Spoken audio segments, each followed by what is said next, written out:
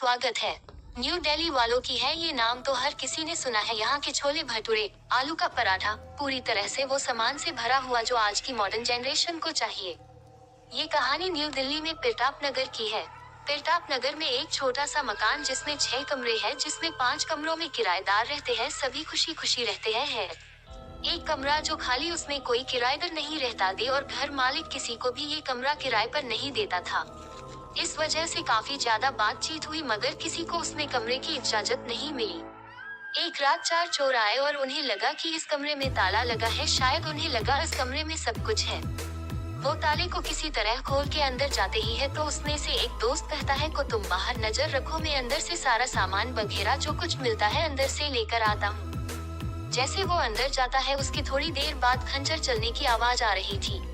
उस कमरे से दूसरा दोस्त भी जाता है। उसकी गर्दन कटी हुई जमीन पर पड़ी हुई है और खून के छींटे पूरे दीवार में बिखरे हुए हैं। वो दोस्त देखता है और डर जाता है। वो पीछे मुड़ के देखता है तो वो आत्मा उसके सामने खड़ी रहती है। लंबे लंबे नाखून, चेहरा खून से लटपट है। आत्मा अपने हाथ बड़ा करके उसके गले को दबा देती है। इस आदमी को भी मौत के घाट उतार देती है। तो काफी देर हो जाती है। वो दोनों आदमी अंदर जाता है। तू देखता है कि दोनों की लाश है, जमीन में डाली हुई है और दीवारों पर खून के छींटे काफी पड़े हुए हैं। तू दोनों आदमी भागने लगते हैं। यू उस कमरे से तू आत्मा अपने हाथ लंबे करके यू इन दोनों को पकड़ लेती है। एक आदमी की गर्दन कट देती है और दूसरे का खून पी जाती है और उन चारों की मौत हो जाती है। सुबह होते ही आसपास के किराएदार देखकर दंग रह जाते हैं और वो सबसे पहले घर के मालिक को सेल फोन करके बताते हैं। मकान मालिक समझ जाता है वो आत्मा निकल गई उस कमरे से और वो घर मालिक भाग जाता है। और देखते ही देखते उस कमरे से खून के धब्बे और मरी हुई शरीर दोनों गायब हो जाते हैं। सब देखकर चौंक जाते हैं ये किया जो गया और वो किसको बताएंगे, कोई विश्वास नहीं करेगा उन किराएदार पे। तभी उस कमरे का गेट खुलता है और आत्मा सबको बताती है परेशान होने की जरूरत नहीं है। मुझे पता है आप लोग अच्छे लोग हैं, मुझे आप लोगों के नाम और काम भी मालूम है।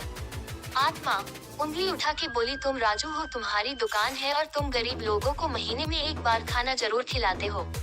तुम्हारे बगल में राजीव है जो भला आदमी है और वो अपने माता पिता को खुश देखना चाहता है। और तुम्हारे बगल में 2 हने रहती है जो हमेशा लड़ती रहती है मगर दोनों ही अच्छे हैं, एक दूसरे की देख रेख करते हैं।